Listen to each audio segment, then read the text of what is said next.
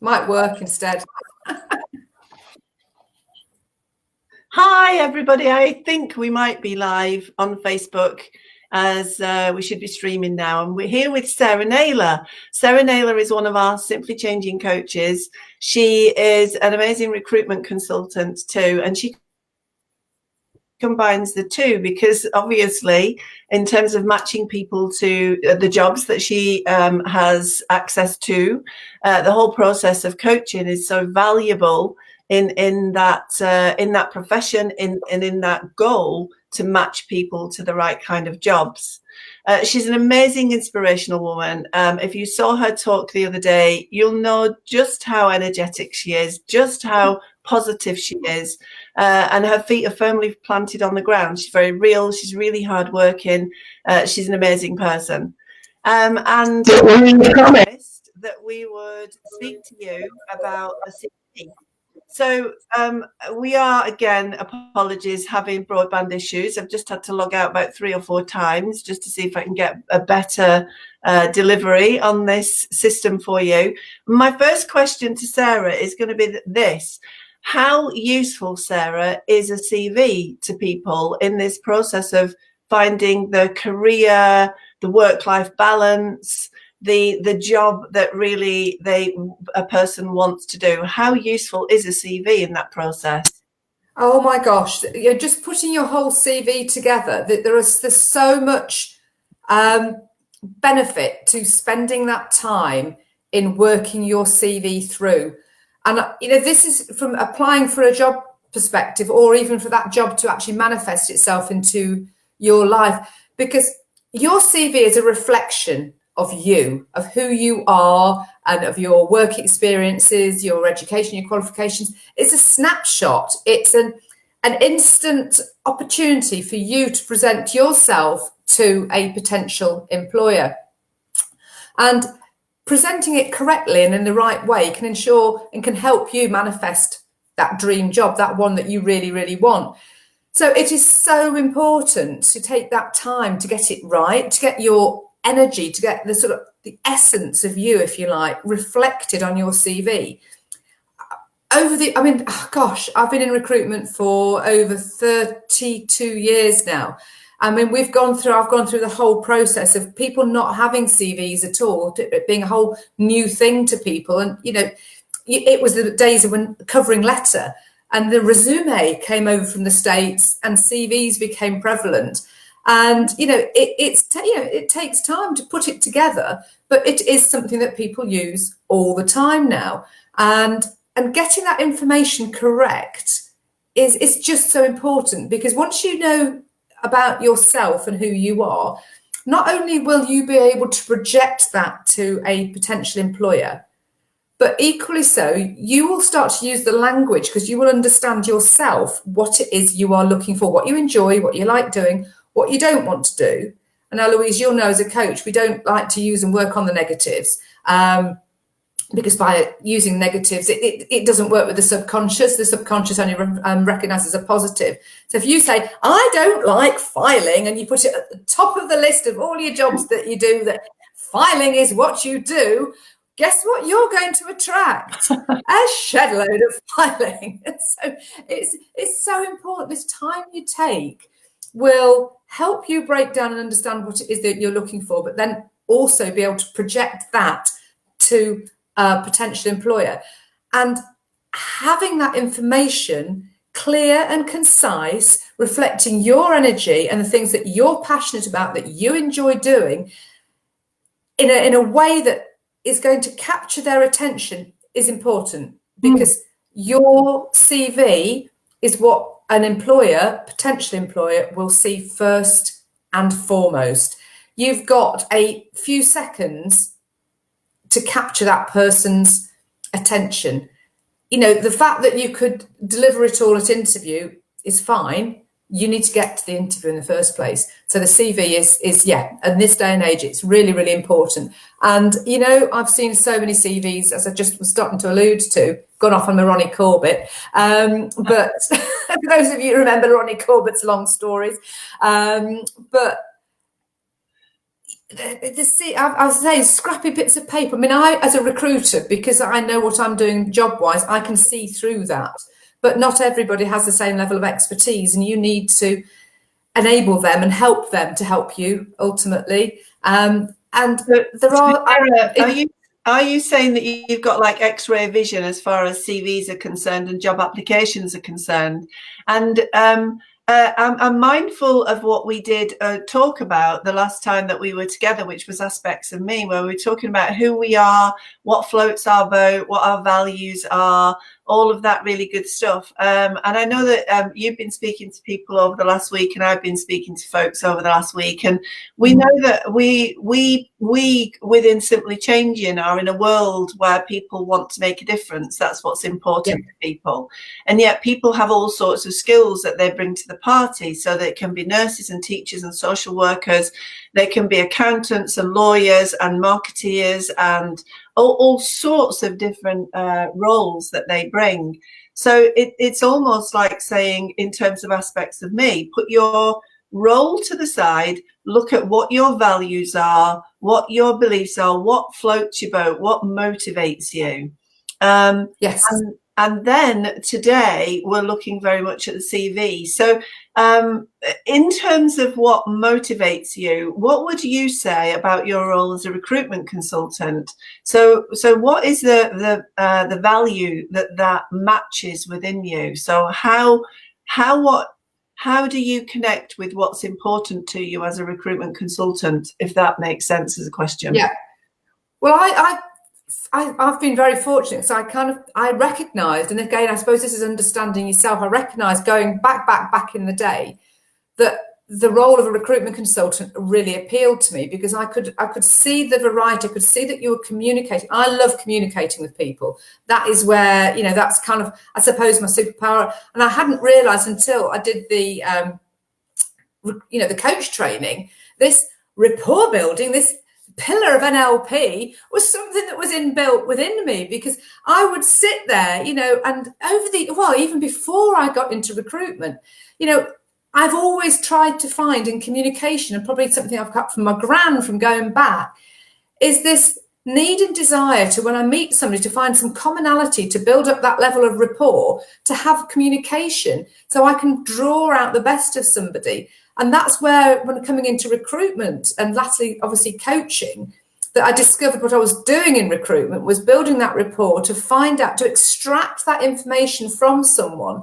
that they didn't know that was within them. So I could, recognise and understand what they were looking for, which then you hook into what an employer is looking for. And again, before I did the coach training, I would use the expression of, I want to get behind your eyes. I want to see what you're looking for in a candidate. I want to see what you're looking for in a job. So I could then understand what was floating either side of the CV, the vacancy boat. What is it? What's going to marry these two people up together? What is it that's going to make that magic happen? And yes, you talk about me having an X-ray vision. I know what I'm looking for. I know there can be little elements that I will pick up on a CV that I'll go, oh yes. And if I've got the real time to work with somebody, like I would when I'm coaching, it's fabulous to draw that out and get people to reflect it back to them and go, look what you've done, look what you've achieved, look what you can do. You can translate that, and look how successful you've been in something you absolutely hate. So you can work that into something you really enjoy. Yeah. I've been really fortunate that my talents are, that natural ability to build rapport, wanting to bring out the best in people, wanting to help them, but also, like you mentioned about having my feet on the ground, that, I'm very aware of the part of the journey I am on with that person, and how careful I have got to be and mindful that the decisions I can help someone make have a real impact on their life. So, it's important that I do it for the best of the right reasons, for the greater good, not just to stick a bum on a seat and fill a job for my own back pocket, Yeah, because you want longevity, you want that person to enjoy what they're doing, you want them to be valuable within the organisation, and you want that to be a good career move, or something that a person is going to feel huge value of, because jobs have to be mutually beneficial. I always think about what we have to offer as a human being, being that we sell a part of our services to an organisation, and when we apply for a job, sometimes I think it feels like we're almost on the back foot, because, oh, what are they looking for? What are they looking for? Instead of putting ourselves forward and thinking, what can I offer? And I think there's a shift there, isn't there? Absolutely, and it is. It's employers are looking to see what you can bring to them. It's not what you're going to get out of the organisation. Ultimately, yes, that's what you want, and it's about valuing yourself and understanding what you've got. But it's translating that. How is that employer going to benefit from employing you? What do you bring to the table? You know, it's understanding what they're looking for. And we've got the internet these days. There's so much research, and you can jump onto the internet. You know, if there's a company that you're applying for, you've got an interview at, or you have a desire to work for, full stop, or it's about understanding, you know, what they're looking for, what their mission values are. And you've got to marry up with you, but you need to understand you to be able to translate it to them. And if it's not meant to be, it's not meant to be. I'll hear stories be, well, you know, they should have employed me. Blah, blah, blah, blah. Well, no, if your energy, if it's not right, it's not going to fit. It's got to be the right fit for both of you. So you need to understand you, to understand your values, to attract the right environment for you to be working within, for it to be the dream job that you want to manifest. Otherwise, why pull somebody's arm up the back to force them into taking you on if it's not going to work anyway? So it's about understanding, you say quite rightly yourself, Louise, and what value you can add to an organisation, and that needs to be in the CV to bring that across, because then when you get to the interview, jumping the gun a little bit, you know, it's about what you can have that discussion about what you can bring, not what are they going to give me. And so what's the holidays and how much sick time do I get? And I'm not kidding, because people have asked questions like that. I can't remember, once upon a time, many, many years ago, and I got somebody being asked what their strengths and their weaknesses were. And she said, well, at that time of the month, I'm a bit crabby and cranky. Yeah. The job. I love it. I mean, there are all sorts of kind of assessment centres now, aren't there, with job, with recruitment processes. But we'll talk about that sometime in the future. But yeah, that horrible question, like, what are your strengths and what are your weaknesses? We as coaches don't see any weaknesses. We just see strengths to build upon, overdone strengths to modify, and getting in alignment with what you want to achieve and the people that you want to have around you. So is the first thing that we need to do today, for everybody present, we've got lovely Gaynor, we've got Ali, we've got Shauna, we've got Caroline, we've got other people too. Those are the people putting comments down. If you've got any questions, please do put them. Absolutely. Please shout to us any questions. I love a question. Yeah, we love questions. We coaches love questions, don't we? So is the first thing that we need to do to really get into a positive attitude and think to ourselves, how is the employer going to benefit from me being a part of their organisation? And maybe if we think about our ideal organisation, so we might not know what that is yet. Is our ideal organisation something that is a part of our values? So if we're ethically minded, it needs to be an ethical organisation. So think about an ethical organisation that you want to work with. If it's an organisation that excels in working with people, then think about what you want to offer to that. And then, so how is the employer going to benefit from that? So if I was thinking about myself in another light that's not simply changing, and I was thinking about the Dog Team UK charity that we've created, and let's say I was going to work for a charity, an animal charity organisation, then what I might think about is my total belief in the fact that we can rescue, rehabilitate and look after animals ongoing, as well as find brilliant people to look after them. And we can, you know, raise funds in order to be able to do that. I have an absolute belief in that matching of people to the right dog. We do that, we work very hard at it, and we have brilliant people. So I could bring that to the table. I could bring that to the party, couldn't I? Well, yeah, absolutely. It's the passions, it's the experience, it's the knowledge, and it's what you've got that you can then translate. So yes, absolutely. If you've got, you know, as you have, Louise, a real passion, and you know, it's what really, you know, it drives you and motivates you, aside from simply changing. You know, it's in the blood within you. You know, it's translating that, and then looking at the organisations where you can bring that talent and working that then obviously into your CV as well. But it is that whole bit that we did the last week about drilling down and understanding aspects of you to understand where your values are, your skills and your talents. And then when you actually start to work through your CV and your career history, and you start to take it apart and really take time, and I mean this, I mean take time away from any distractions or anything like that. And we've got lots of time in lockdown now, and break it down, like you said, bite-sized chunks. We love bite-sized chunks, don't we, in coaching? So even if it's like half an hour here or an hour there, and you do one job at a time, and you think about the elements that you enjoy and the bits that you don't enjoy, you know, it's not about doing War and Peace. It's not about getting everything on there, but it's that, like we're talking about, the things that you enjoy, and how you can weave in what you've done and what levels of achievement that can come into your CV that start to emanate. And as you're doing that, you will start to build up a picture going, oh, actually, do you know what? I hadn't realised, you know, how much I love doing, creating Excel spreadsheets. You know, there's a lot of people that, you know, prefer to be behind the scenes and in front of the scenes. Well, you know, if your role, for instance, involves frontline telephone work, but actually prefer the Excel spreadsheets, you don't mention the frontline telephone work, or you just put it as a byline in one of the bullet points. And the first bit is the Excel spreadsheets. But, you know, if you're wanting to do it within, you know, obviously within a charitable organisation, you've got a passion about that. It's bringing that in then to the sort of additional information at the bottom, or you bring it into the profile at the top,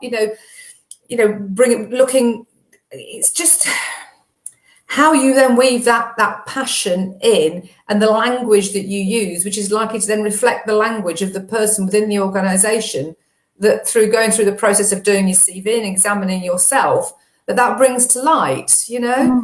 It's like we worked together, it was many years ago, wasn't it, Louise, when we worked together with that one particular lady that I mentioned, and we were examining her career and where she was, and redundancy, and what she'd got and what she was talented of. And it, you know, there was different aspects that enabled her to either go on a self-employed basis or work at a reduced rate for this organisation and build it up because of her passion and a skill that she could add to that company and bring money into the business, which would then grow at a later stage with her added input. So absolutely. I'd forgotten that piece of work that you and I had done a few years ago.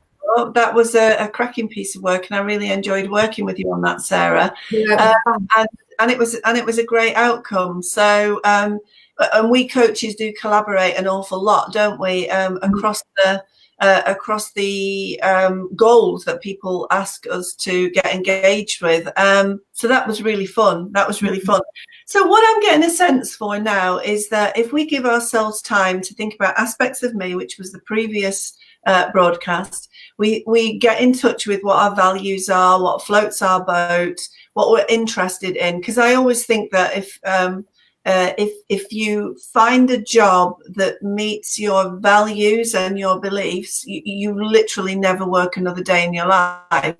You probably also never stop working, but you never work another day in your life. And so I think that's also something to consider, because If I were doing something like bookkeeping, for example, I could imagine at 5 o'clock thinking, this is me personally, at 5 o'clock thinking, okay, I'm going to close the books now. I'm going to go home. I'm going to walk my dogs and I'll come back at 8 or 9 in the morning, whatever the start time is. If I was working for a charity that is about rescuing dogs, I would probably still be there at 8 o'clock the following morning. And that's how it works. I'd make sure my dogs are all well looked after, and I'd probably have them with me as well. That would be my ideal job, to have my dogs with me. And more now, our organisations are dog friendly. So we actually work with a lot of people who do rehome our dogs and do take them into work. I promise this will not get hijacked by the dogs. I promise.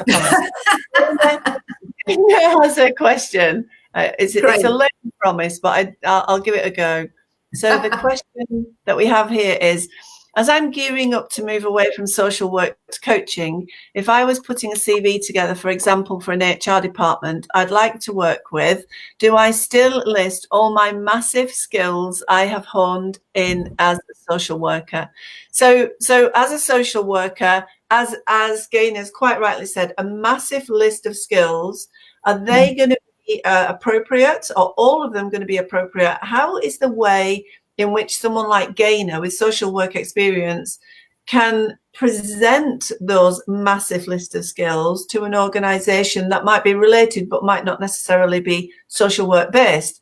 So she wants to be a coach. If she wants to be a paid coach within an organisation, how does she make that people link without necessarily alienating the HR person with all the specialisms that she's experienced in social work? How does she do that?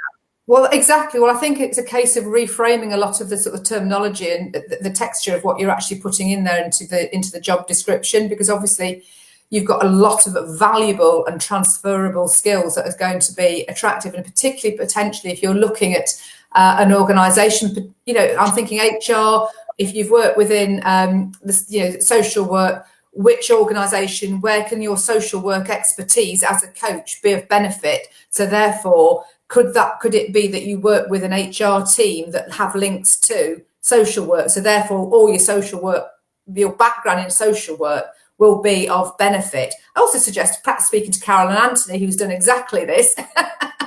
Hasn't she, Louise? Yeah. She's created a fantastic coaching practice as well, and she's a social worker. But yes, look at the transferable stuff. Look at what they're going to be wanting from you. So it's going to be the communication skills. It's going to be that ability to build rapport, go into homes, deal with people. And that can be, that is so powerful, and it's such fantastic, strong experience. So it's just wording it. What you don't want to do is alienate people with language that isn't going to be relevant. So if you were approaching an HR department that had got nothing to do with social work, for instance, it's putting it into lay terms, because I wouldn't necessarily understand or know a lot of the terminology, and it's likewise if I used recruitment terminology to other people. Sometimes you use colloquialisms. No, what's not nice? No, there's a jargon. That'll do. Jargon. And we don't want that. And there could be sort of acronyms and all sorts that people might not understand, but certainly review it, look at it, and then step out of your shoes and into the person that may be doing the recruiting and see what it would feel like if you were that person. As a coach, we do that exercise, don't we, where we step into the other person's shoes and read it from another perspective, because we can do that. We can take on that guise, and I've seen it very nicely demonstrated by Richard Bandler and Paul McKenna on stage, where people step into the shoes and just you become and you take on a completely different persona. So take on that persona of that internal HR person, or get somebody to look at it and go, what do they think? Because do you know what? That's the other thing. Look at our resources, look at the people in our network, who it is that you can speak to and liaise with, and who's in that sector that you might want to work with. And just by asking them to look might give you a lead in potentially to getting some work. And that's when you start to manifest your dream job, because you start to talk about what you're doing and you express it out, and it's like that pebble dropping in in the water and rippling out, because you're starting to have the conversation about the work that you love doing with the people that are in the network, and they may be a network or a step away, but the communication goes, and suddenly, and I'm talking from experience, most of my jobs I've manifested just because I've pictured it in my mind, and it happens. So that's a completely separate session, isn't it, on manifestation? Yes, that's another bit. Yeah, maybe we also need to do that as well. So I think getting in the zone, I think getting in the flow, we have all sorts of ways of doing that as coaches. We're working with values and beliefs. We call it getting your ducks in a row. What you've mentioned is transferable skills. And I'm also thinking in answer to Gainer's question that we have something that we use as a framework to think around and to create questions around, and it's called the rugby post questions, and they are the hows and the whats and the wheres and the whos and the whens. So I'm thinking, Gainer is probably likely to have managed many case conferences. So if we take a case conference where you've likely got social workers, mum, dad, you might even have the person themselves who is the subject of the social work activity.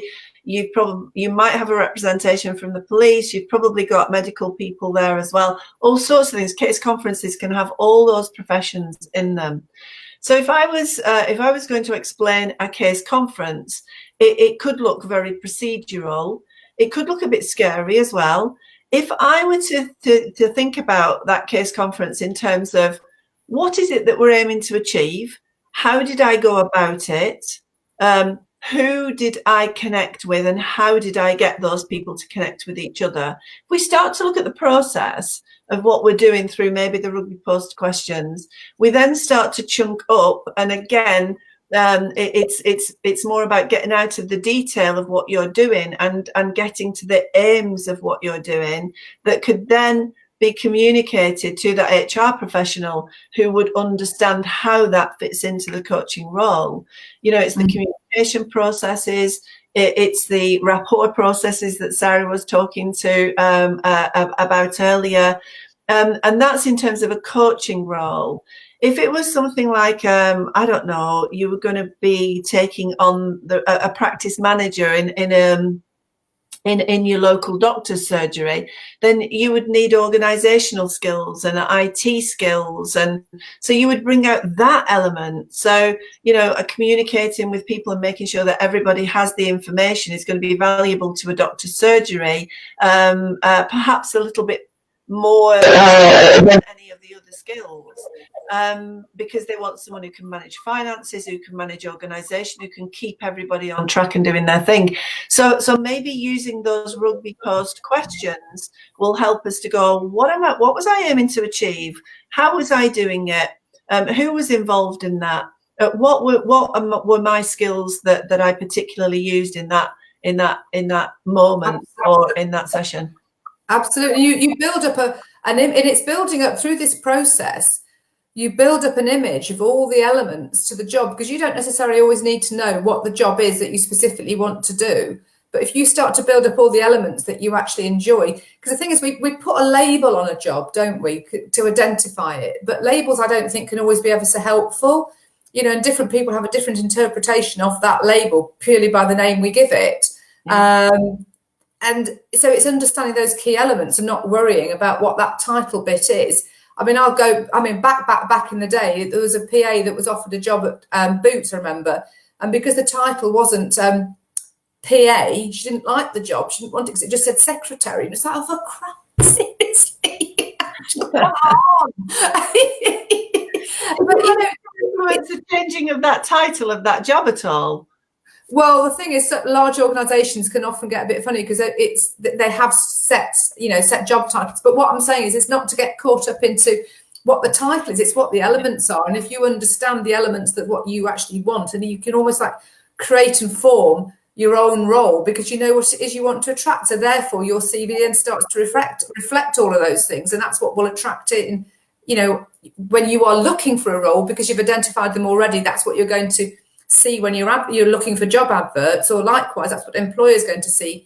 So we can talk about job boards and things like that and LinkedIn profiles and what have you shortly, hopefully. So, you know, it's just getting all that information, like you were saying, those key bits that unless you're applying for a like-for-like role, whereby, yes, you'll need to have that. So if you're wanting to go from a social work role to a social work role, you need to have all those key bits in there with the terminology and and all the acronyms, so they know that you're speaking their language, because it's that language, it's that communication, it's that rapport, and if that's reflected, that's that mirror match. You get that people know that you're on the same wavelength instantly by just using the same words. Absolutely. Which is something else I wanted to talk about putting into your CV. If there are things that you do really, really enjoy doing, and you might use certain software that's just new onto the market and you love using it. If you've not got it on your CV, either in an acronym or in a full word, people aren't going to know you've got it. Or a certain skill in a certain area that's niche, make sure it's on there, because if we say we'll move on to that in a bit, but when your CV gets uploaded onto job profiles or it's on LinkedIn, people do keyword searches and your CV will come up. Yeah, and you won't need to do any work, because you won't have to apply for a job, because somebody's like me as a recruiter will be spending hours putting in keyword and Boolean searches to try and find you. So if you want to be found, make sure the right words are on there. Well, that's a really good tip. So we need to make sure that the keywords are included within the CV. I'm just going to come to the comment that lovely Caroline Anstey, hi Caroline, and hi Tim as well, has made. So Caroline says, yes, I've moved out of working for children's services, yet incorporating all the skills that I utilised within my previous role. So just by way of an example of that, Caroline has told us what she has done. We coaches and recruiters similarly are going to be interested in how did you do that. So we want to know what you do, but we also want to know how. So how you did that becomes your transferable skills often, because you're utilizing your skillfulness as a human being to make that transition. So she said what she has done, and we want to also know how she did that. So Caroline, I don't know whether we can challenge you on asking you to pop in the comment one element of that. So what's one thing that you did that enabled you to make that transition? So this is how, when we're writing CVs and so on and applying for job roles, that the distinction of being aware of the information that we're given and what it says about us, and is it the what, is it the who, is it the when, is it the how, could be quite useful to know. Absolutely. This is why it's so important, Louise. There's so many elements, and I don't think people always appreciate and realise how valuable spending the time on the CV is, because it is a true reflection of you as a person. And it's what better time is it to get that in front of somebody, and invariably you might not need to use it, but you've gone through that process of putting it together, which helps you understand yourself and what you actually want to do without wishing yourself too often. Brilliant. And here's another Rugby Post question. So what are the elements of a good CV, Sarah? So what are the sections of a CV? There are sections we can do really quickly. There are sections we need to spend more time around. Could you talk us through that? Yeah. Well, the ideal CV is 2 to 3 pages long. Now, I know that's not always feasible, but if you're a recent graduate, 1 to 2 pages hopefully should do it. If you're somebody who's got a nice amount of experience on your CV, 3 pages, and it may be that you do need to go to sort of a bit longer, but there are ways of shortening it by using a different sort of font size and how you lay it all out. But from the page length, you've then really got to look at the basic information. I don't want it to sound really obvious here, but your name and your address and your contact details, it never ceases to surprise me. I think because people do use an upload from online job platforms. Sometimes their name can be missing on the CV. Contact details aren't on there. Contact details marry up with the contact details because people's mobile phones change all the time. And if they're using Indeed, it does different things and puts a different email address on there, which they're never going to access. So it's really fundamental, but have your contact details on there. And a lot of people leave their address off completely. And it's like, no, if you're a recruiter like myself and you're running searches, we'll run searches on a postcode. So, based on salaries and things like that, people will travel certain distances. If I've got a job, for instance, at £18,000, it probably will, people will only be prepared to travel perhaps about a 5-mile, 10-mile radius. If the postcode's not on there, it's not going to come up in a radial search that I've done on a online job board. And I appreciate with all this sort of wishing to not put out your whole details, but you can at least put the location, I don't know, Spondon and the postcode. It won't give you the exact address on the, it won't necessarily give you the street and the your full details of your address, but it does help for employers and recruiters to know where you are, and on the first slice of the apple, if you like, understand whether that is going to be in your remit. And being vague doesn't really achieve anything, and it's all about being specific. So please, can I encourage you to put your contact details and make sure they're correct on there. So there is a debate about that, and what you would say is put all your details on there. Would you put your age on there? No, I don't think it's necessary, but equally so, I think I'm a firm believer that there's work there for everybody. Some employers are going to prefer people that are older. Some are going to prefer people that are younger. I think if you're a young person, are you necessarily going to really want a job working with a whole pile of people in the 60s? Possibly not. And if you're somebody in your 60s, do you want to work with people in the 20s? I think there's just room for all of us, and we've all got skills and talents. And I'm, what will I be this year, 55? Yes, I could work with a bunch of people in the 20s, but is that necessarily going to be the right environment? I don't know, but it's all down to me. It's energy levels and it's your vibrational frequency, which is another story altogether. But it's about who you are and how you fit, I think, more than your age. But not all of your contact details now, but it's up to you.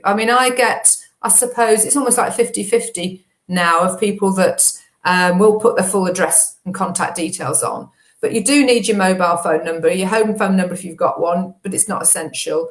An email address that's correct, and definitely your name, and get it spelt right. I've had CVs where people have got to get the name wrong as well. But you don't need to put your street name. You don't need to put it's 22 flat 1 22A, Beacon Street or whatever it is. But there's nothing wrong with putting it on. But I would say if you leave everything off and you just put your name, so if I just put Sarah Naylor somewhere in the UK, it's not going to help anybody, least of all yourself. So that is really, really important, as I say, and making sure that's married up with any job boards that you work on, you sign up to. The next bit invariably on a CV is a profile, and this is your real estate, if you like, the bit where you can really encapsulate who you are and what you can bring to the table and how a potential employer can benefit you. And it's where you can use the language that really reflects you. And in sort of preparing for the talk today, I jumped online and looked at a guy that specialises in all online CV, CV profiles. And whilst they look fabulous and professional, I sometimes find even those, I just find them, they're just a bit cold and lacking in personality. They look beautiful. And that's another thing. Sometimes some of these CVs, the graphic-y ones, there's so much information all over the place. All you want, I think, is a nice, clean CV. It's nicely laid out. You've got white space, so you can see. And that's another top tip, actually, you should go back to. Make sure that the font size is a decent size for people to read. And your mobile number, there's a break in it, because there's nothing worse than trying to work out where you've got to when you're trying to dial that mobile number and it's just a long stream of digits. It's only a small detail, but for me, it's like, I'm going,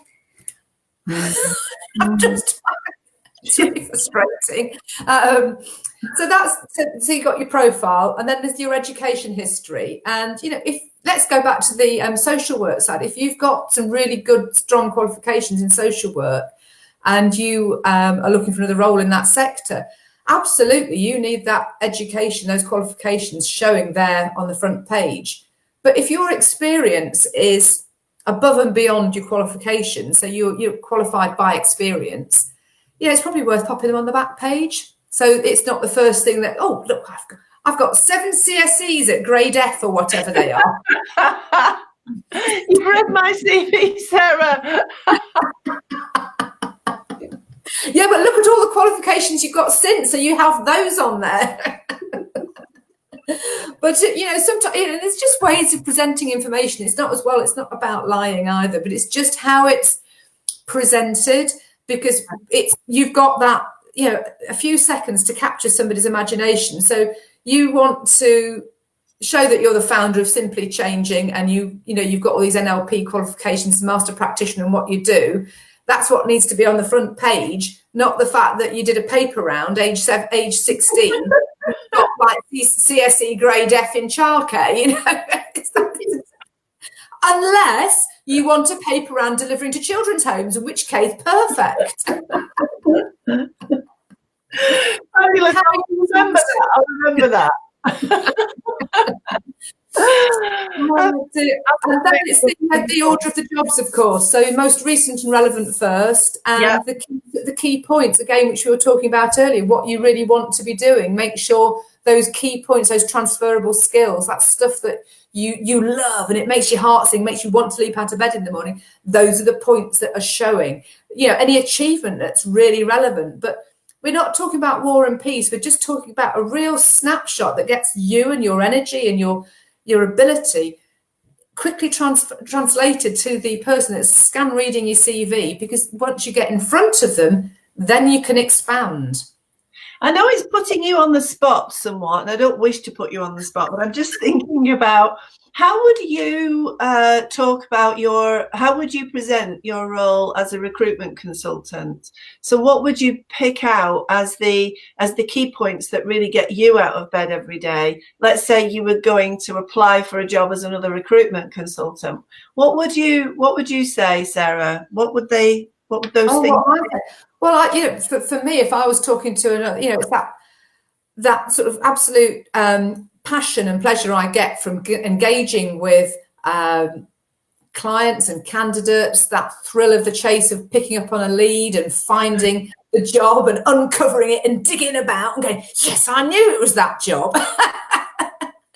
And, the excitement of then sort of getting that job and knowing you've got the right candidate for them. And then, you're filling that job, and and the sort of the buzz you get when somebody's got a job that they've gone for an interview for, that have really, you've told them about that, you've matched them up with the job and the candidate and the client, and because you've been out to visit the client that it's a great company to work for, and that candidate's fab, and you pull the two together and that person's really pleased, and like 10 years on, you've seen that person now progressed career-wise because of the part that you've played in their role, and how mindful and aware I am of that journey, that important role I play on that person's journey. And and I see that now, the people that there's a lady who's in a senior HR role in a company, and many years ago she came in to see me. She clip-clopped in with a clumpy shoes on and a little mini skirted suit, and she was coming for a professional interview for a job at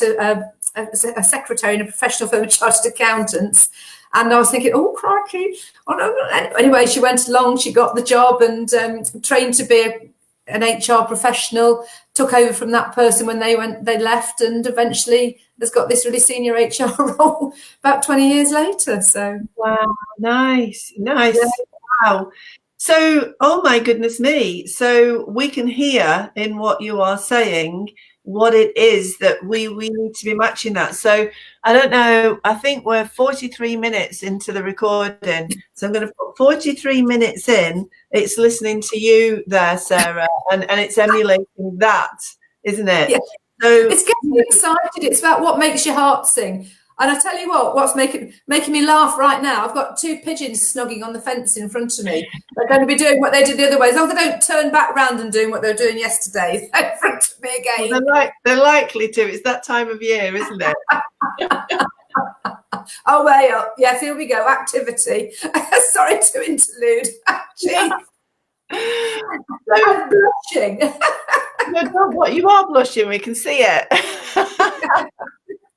At it on the fence, they are. But yes, it's encapsulating what gets you excited, what animates you. So, you know, if you're talking about your job and you're talking about, so if I'm sort of like talking about having to read the manual to do with something to do with Zoom or something to do with calendar, can you see how my body language has changed? Yeah, but if I'm talking about a coaching client or somebody, I start to light up and, you know, get excited.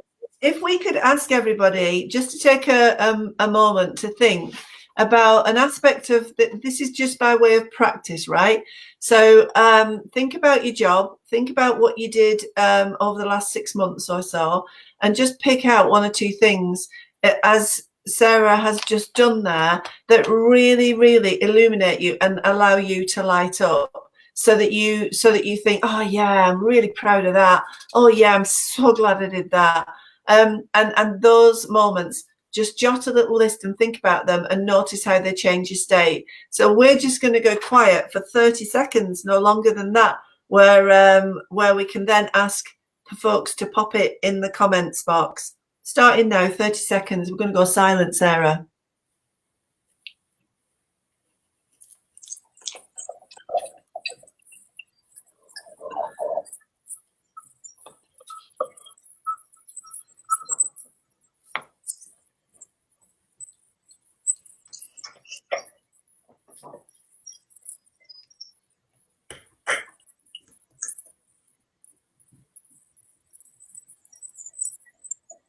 And that's 30 seconds. So, I know.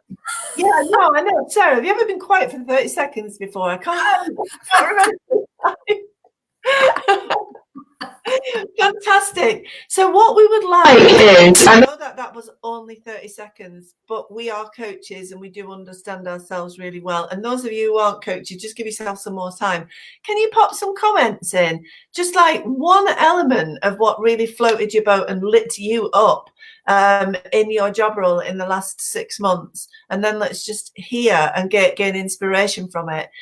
Now, whilst everyone is doing that, can I ask, how do we translate all the energy that you verbally put across into the written form?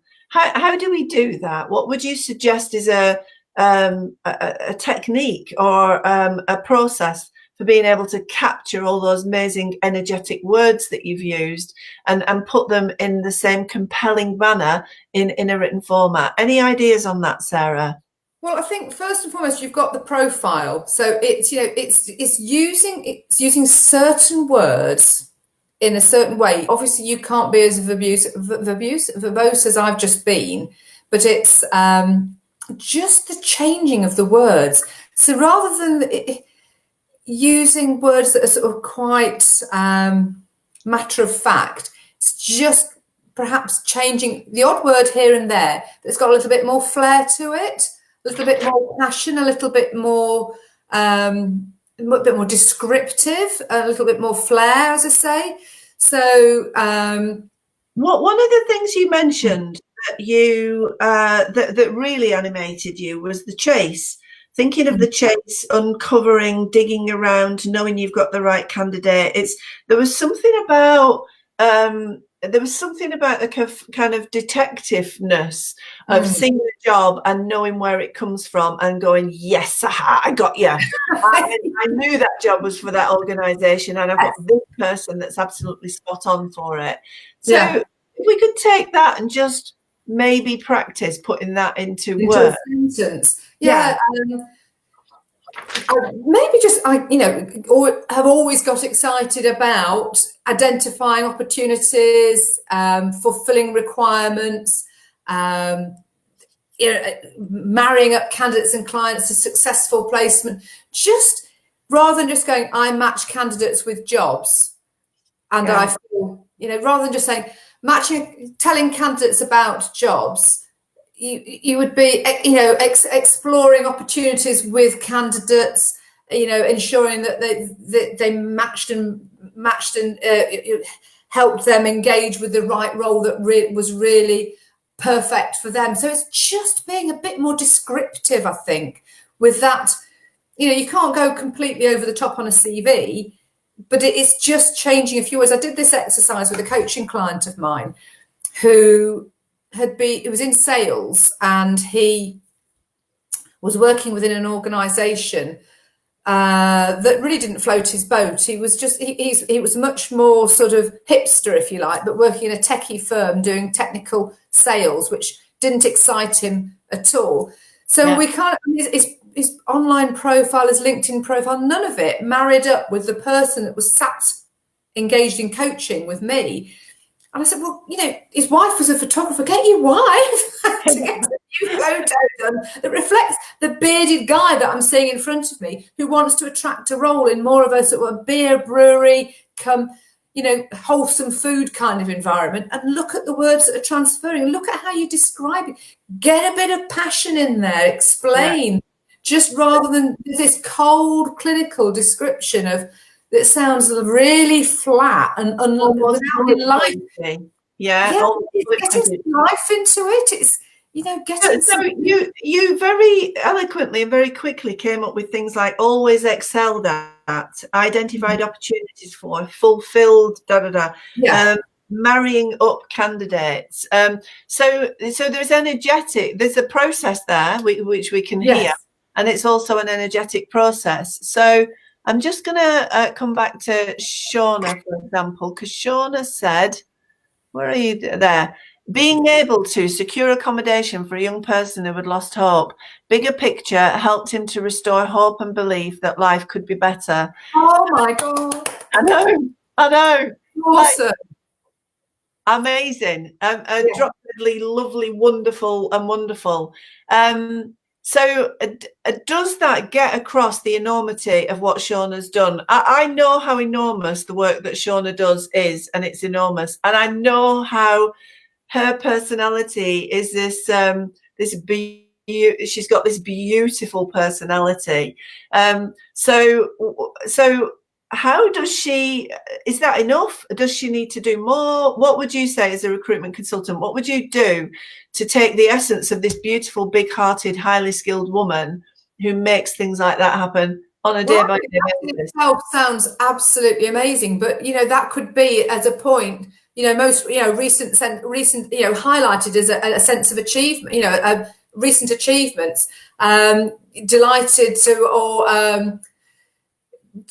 A sense of achievement, just putting that down is itself, absolutely loved being in a position to be able to secure accommodation for a young person. So it's that passion. Delighted to, loved to. Yeah, delighted, loved being able to secure accommodation for a young person who'd lost hope. And which enabled him to, his bigger picture helped him restore hope, which made me feel like I was giving something back. I was doing something, just that energy, that passion, because what she said there is fantastic, but it could just an added word, like we just said, loved, just that description of your own emotions and your own feeling, just to drive that bit of extra energy through it would just, bring it even further alive to the actual power of what she's done already. Yeah, so loved to, delighted, so happy to restore hope and belief in his life. Lovely. Just a few little tweaks that get that energy, and that's what we're talking about on the previous broadcast, isn't it? Which is brilliant. The smallest tweaks make the biggest difference. Brilliant, excellent. Let's go to Gaynor. Gaynor says, supporting individuals in achieving their aim to become foster carers made me feel proud to have been part of their journey. So here's another, like, freaking, forgive me for my kind of semi-French, but freaking enormous process.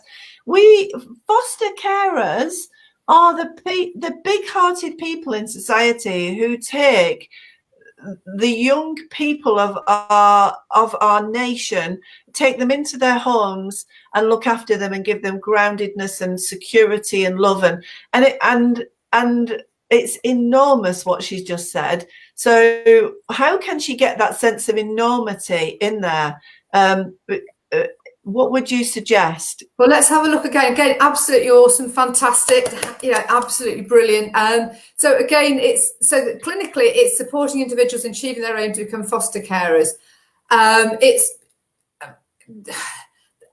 absolutely, again, it's that I love the sense of achievement I've gained from, empowering and supporting individuals. So, empowering, supporting, sense of achievement, being proud, delighted and proud to have been part of their journey, and underpinning that with that, that real sort of sense of, giving what you're giving, and that power that and how wonderful it is. It's, because there's a passion there. It's just wonderful. Yeah. So just again, just those small tweaks with those words. So, have loved supporting individuals to achieve their aim to become foster carers, which is such an incredible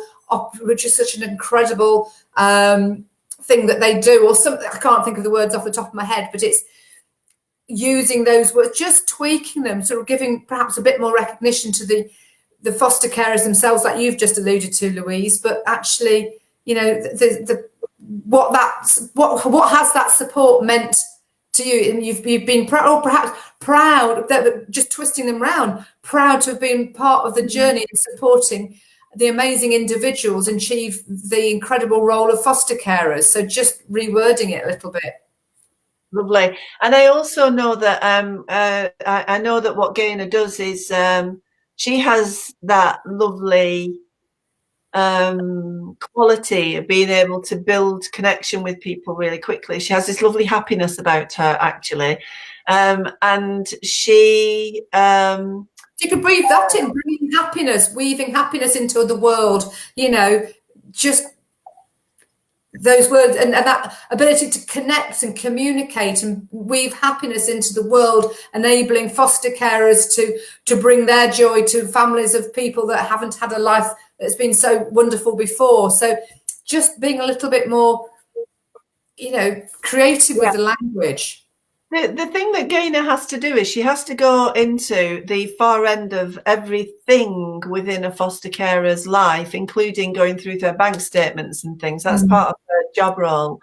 Being able to do that and being trusted by those people enough to know that information stays with Gaynor. She's not going to be going tittly-tattling about it. It's quite, you're exposing yourself as a foster carer when you go through that process.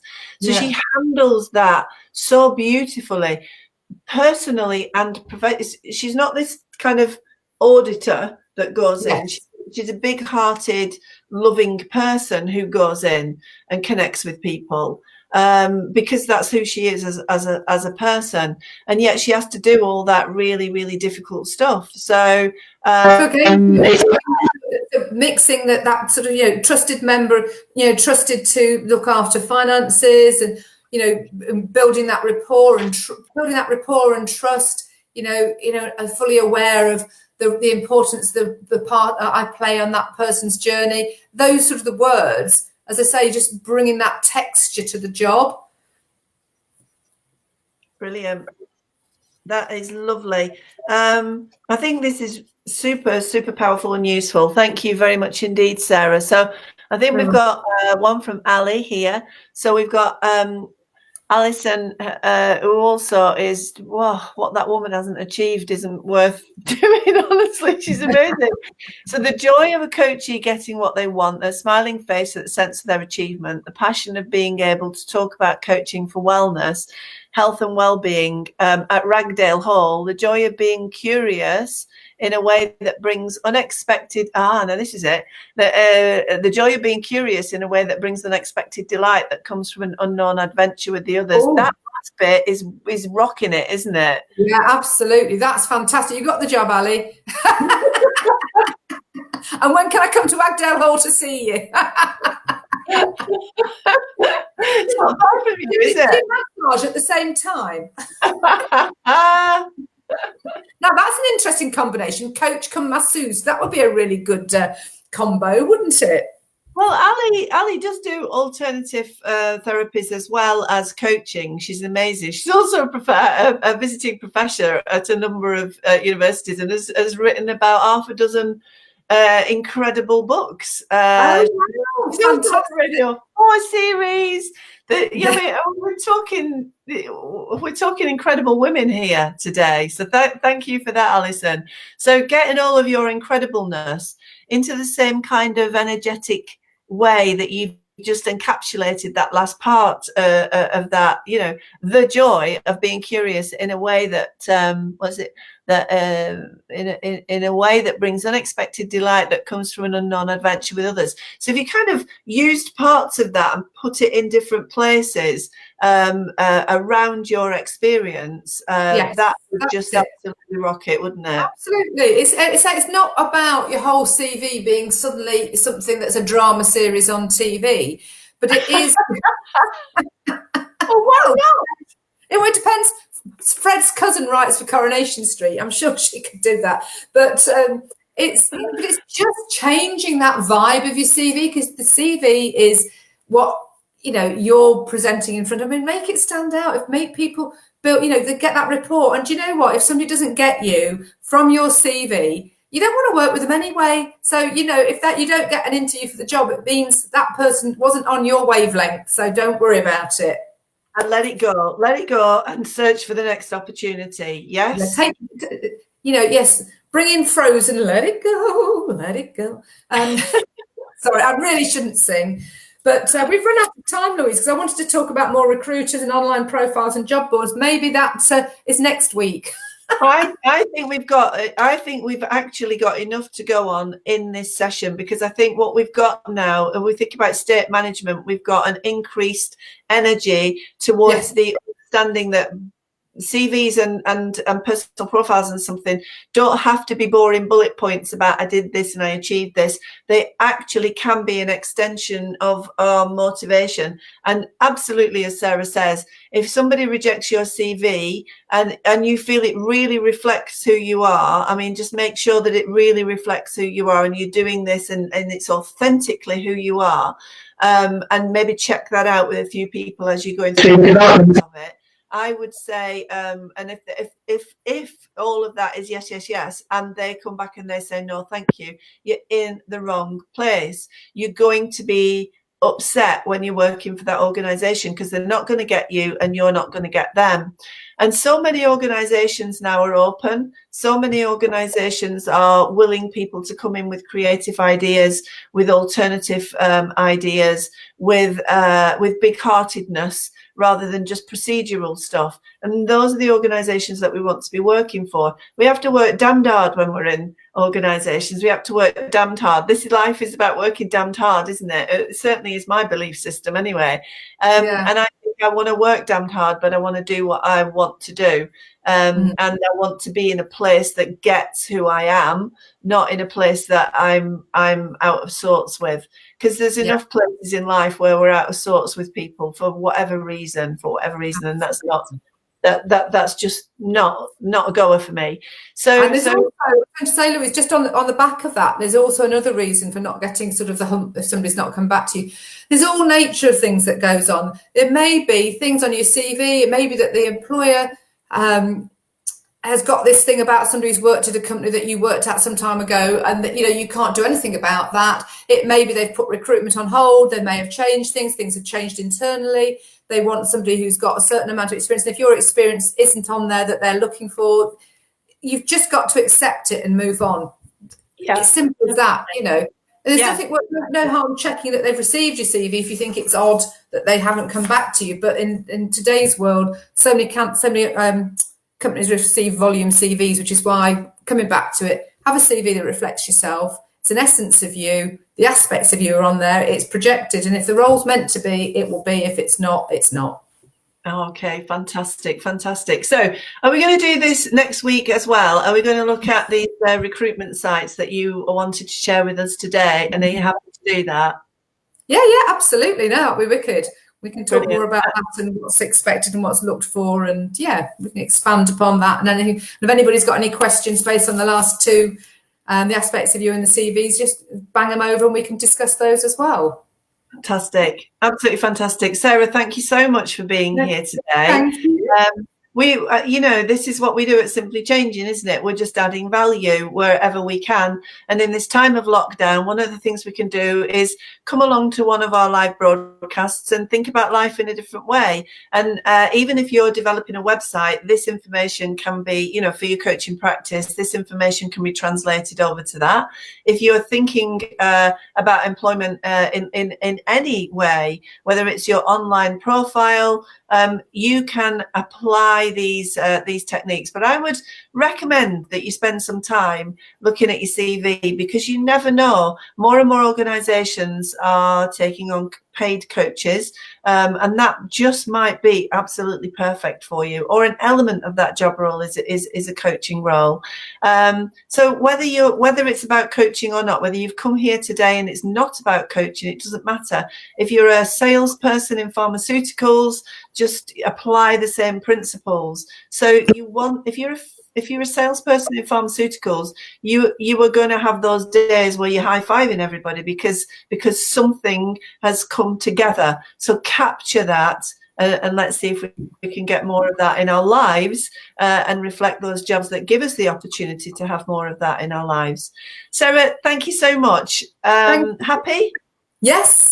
I hope everybody else has enjoyed it. I've thoroughly enjoyed it, always do. Love talking to Louise and love engaging with everybody. And I love the fact that we get great feedback. And I had lovely feedback as well after last week. And it's great to be able to give something back and help others to help others. Thank you, Sarah. And just a little heads up tomorrow. So we have got Patricia at 11 o'clock tomorrow morning, Parents as Teachers, and look at the session that we did yesterday morning. It was absolutely cracking. So we've got a little session with Patricia tomorrow morning. Tomorrow afternoon, we've got Nikki, who is an NHS nurse working in ICU.